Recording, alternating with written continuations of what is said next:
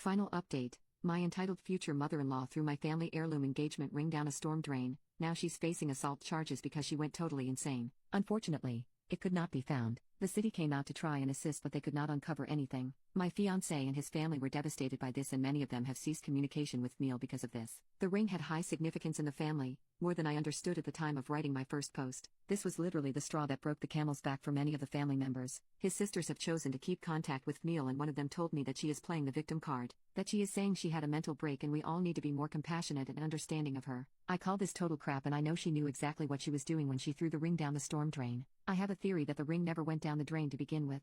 I think that maybe she hid the ring somewhere on herself and threw the box down the drain. I have no way to prove this, but I have expressed this concern to my fiancé and his family. It's a rather large house though and could be hidden anywhere. I don't think the ring will be found anytime soon if this is what happened. On a happier note, I am now engaged to my fiancé. My engagement ring does not have the same sentimental value as the other ring, but I love my new ring just the same. I am very happy to be engaged and I cannot wait to spend my life with my fiancé. My fiancé is in low contact now with his mother, but word has reached her that we are engaged. After she found out, she apparently refused to leave her room for 3 days. She refused to speak to anyone or eat any food. The drama of this woman is unbelievable to me. Soon after I was told about her condition, I started receiving a lot of strange emails and phone calls. I started getting phone calls from strange men, asking me to perform a variety of different sexual favors for them. Obviously, I was modified by this and immediately changed my phone number. I told my fiancé what had happened, and he thought that someone must be giving out my number to men they met by mistake. I didn't believe that, so I did a Google search of my phone number and found a few Craigslist ads written about me. The descriptions are just too similar to my appearance. They even mention my red hair.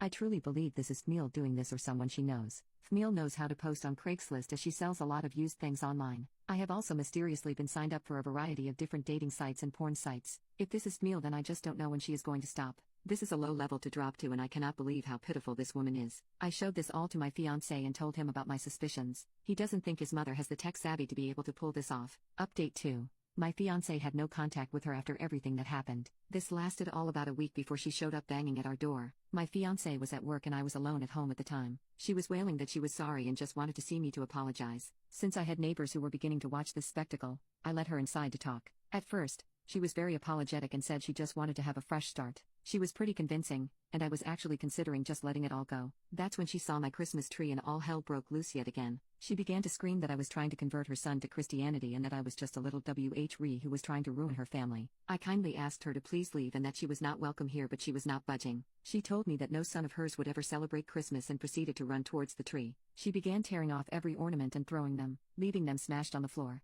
I have many childhood and family ornaments on my tree that are very precious to me. Several were smashed in her rampage. I had to grab her and physically drag her away. This ended with her punching me several times and biting me on my hand. I finally was able to throw her out the front door and grabbed my phone to call the police. She proceeded to scream like a banshee out front and call me every name in the book. The police arrived soon after, and just like that she completely stopped her fit and began to try and play the victim. She told the police that I was an intruder in her son's apartment and that I had attacked her. The police had arrived with an ambulance, which was promptly taken to because she was feeling faint and was in distress after my brutal assault on her. The police then came to interview me and I told them what had actually happened. I showed them the bite mark on my hand and the bruises that were beginning to form. My fiancé arrived at the scene and immediately came to my side. He confirmed to the officers that I do live there, and his mother is a nutcase. Seeing that her son was siding with me, sent her into yet another tantrum. The police asked me if I would like to place charges against Camille. I looked at my fiancé and I could tell that he was conflicted on what to do. I had to do what would make me feel safe in the end, and I decided to place charges. Camille was first taken to the hospital and then arrested upon her release. She is now facing assault charges and I have taken a restraining order against her. This has placed a serious strain on my relationship with my fiancé. He and the rest of his family want me to drop the charges against his mother. He tells me that since I have a restraining order, she can no longer come near me, so I have nothing to worry about. I don't think he fully understands how terrifying this experience was for me. He tells me that it is my decision in the end and he will stand by me, but he doesn't want to see his mother go to prison. Part of me just wants to pack my bags and run. I told him that I felt this way and he is begging me to stay with him. He says that we can move and have no contact with his family in the future. I am so confused and conflicted about what to do.